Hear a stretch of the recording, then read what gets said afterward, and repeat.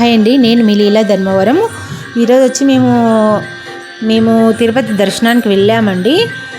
మేము వచ్చి 6వ రోజు వెళ్ళాము దర్శనానికి. 6వ రోజు 10 గంటలు పట్టింది దర్శనము. 7వ రోజు 15 గంటలు పట్టింది మాకు. ఎందుకంటే ఫస్ట్ రోజు వెళ్ళినప్పుడు పగులు వెళ్ళాము.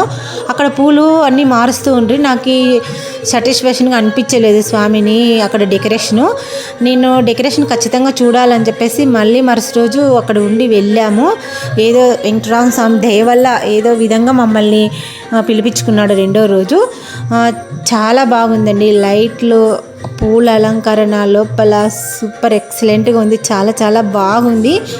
అలాగే గుడి ముందర ఇలా డెకరేషన్ చేశారు, పూలతోనూ పండ్లతోనూ అంతా చాలా బాగా చేశారు. నమూనా ఆలయం లాగా పెట్టి ఖచ్చితంగా కన్నులకు పండుగ అండి. ముక్కోట ఏకాదశి తర్వాత అక్కడ ముక్కోట ఏకాదశి తర్వాత 8 రోజులు ఉత్తరవాకిలి తెరిచి ఉంటుందన్నమాట. ఖచ్చితంగా ప్రతి ఒక్కరూ వెళ్ళాలి. ఎందుకంటే మనకు తెలియని ఒక ప్రాంగణం ఉంది అక్కడ లోపల. ఆ ముక్కోట ఏకాదశికి వెళ్ళిన వాళ్ళకి మాత్రమే తెలుస్తుంది. మిగతా రోజుల్లో ఆ దారి తెలియదు కాబట్టి మనం అంతా ఒకేలాగా గుడి అనుకుంటాం. లోపల అది కాదండి. లోపల ఒక ప్రాంగణం ఉంది. స్వామి ఆలయం ఒకటి ఉంది ఆనంద నిలయంలో. అక్కడ ఆ రోజు వెళ్ళిన వాళ్ళకి మాత్రమే తెలుస్తుంది.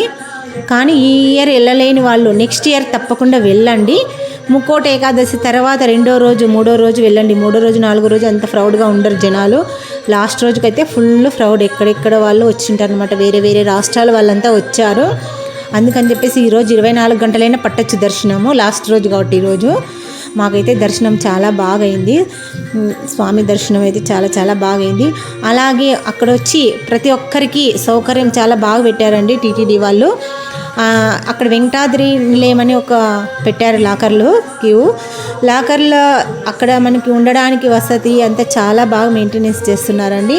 చాలా నీట్గా మెయింటెనెన్స్ చేస్తున్నారు. మనకి అన్ని సౌకర్యాలు ఉన్నాయి అక్కడే గుండ్లు కూడా కొట్టించుకోవచ్చు.